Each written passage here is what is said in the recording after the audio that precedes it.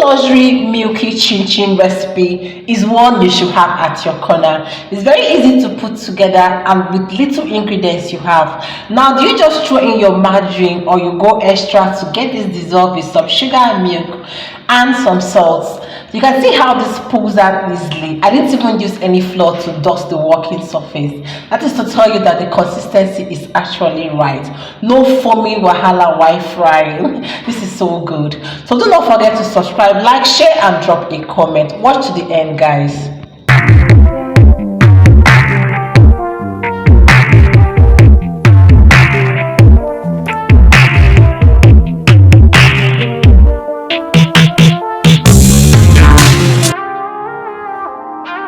These are what we need: 2 tablespoons of corn flour, 2 cups of flour, and also we need 1/4 cup of sugar, 1/4 cup of powdered milk, 50 grams of margarine, some salt, and then 2 tablespoons of milk flavor. Now, some people will just make their chin chin and you see it will be foaming as if foam just wants to cover everywhere. Watch to the end, guys. You're going to see a secret tip why mine didn't foam and why yours will not foam in the next practical you'll be trying. So into a plate, just try to transfer some of the powdered milk, dissolve this, and then carefully set this aside. We also need some water for this recipe. Now, into another saucepan, transfer your margarine, go in with the salt, and then transfer some of the sugar. We are not trying to caramelize this, we just want to dissolve it. Go in with some of the milk that we dissolve, then take this to your heat source, little at a time on low heat, guys, please. Emphasis on low heat.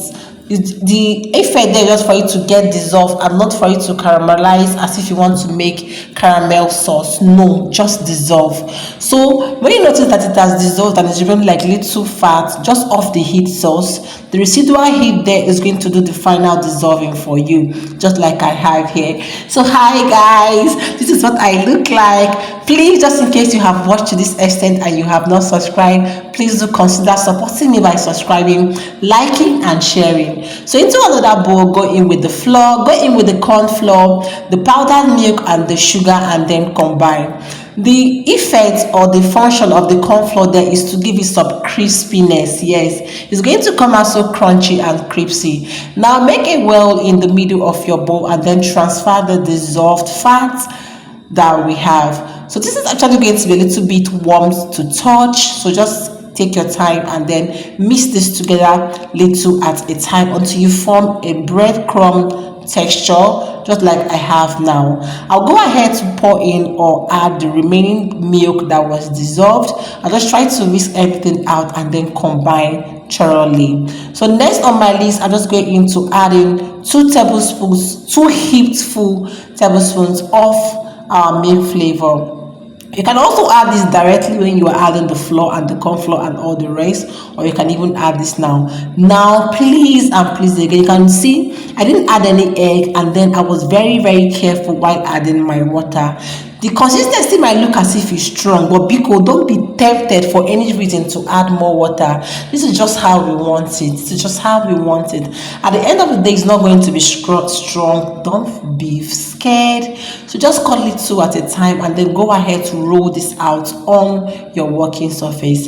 You can see I didn't even dust my working surface with any flour, any corn flour or anything at all. This is to show you that the consistency of this recipe is actually top notch.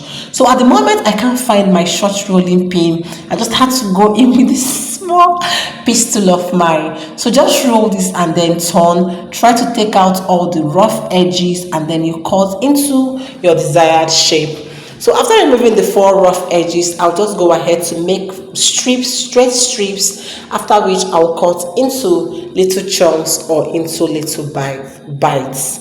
Hi guys, are you enjoying this video? My sparkling family, hope I am not so fast in trying to illustrate or trying to explain what is happening in this video. Please support your girl by helping me get to my 1K subscribers, guys. Just click on the subscribe button. It's actually free to do that.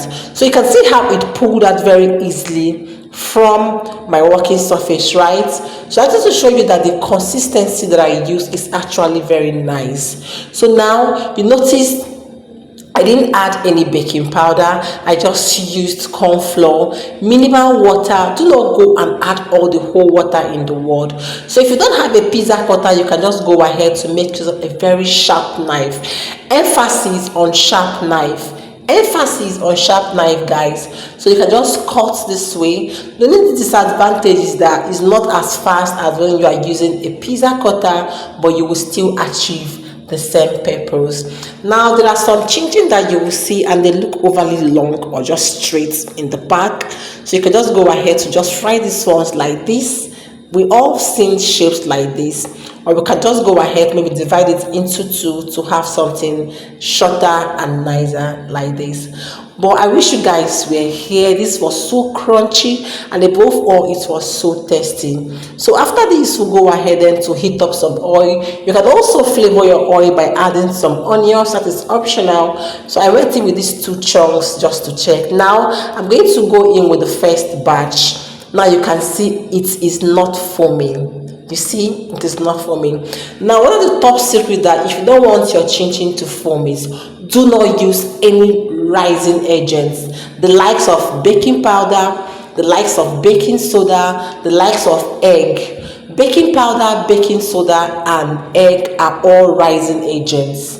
If you notice, I didn't add any. So these are what makes it to foam. This is what makes your oil to foam when you are frying your chin chin. And also, if you're using bad oil, it's going to make it foam. So you can see this is the second batch I'm trying to fry. No foaming at all. You can see that for yourself. So from today henceforth, do not add any raising agent to your chin chin recipe. Trust me, guys, you don't need it at all. So I think I fried like 2 or 3 batches because my frying pan is actually small before I exhausted all the ones that were rolled out. So thank you so much, guys, for always staying tuned.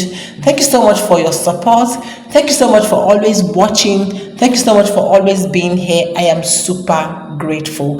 So if there's anything you want to watch, do let me know in the comment section. You can also ask your questions where you have one. This is what the actual final beautiful look looks like. Hope you actually enjoyed this tutorial. Bye.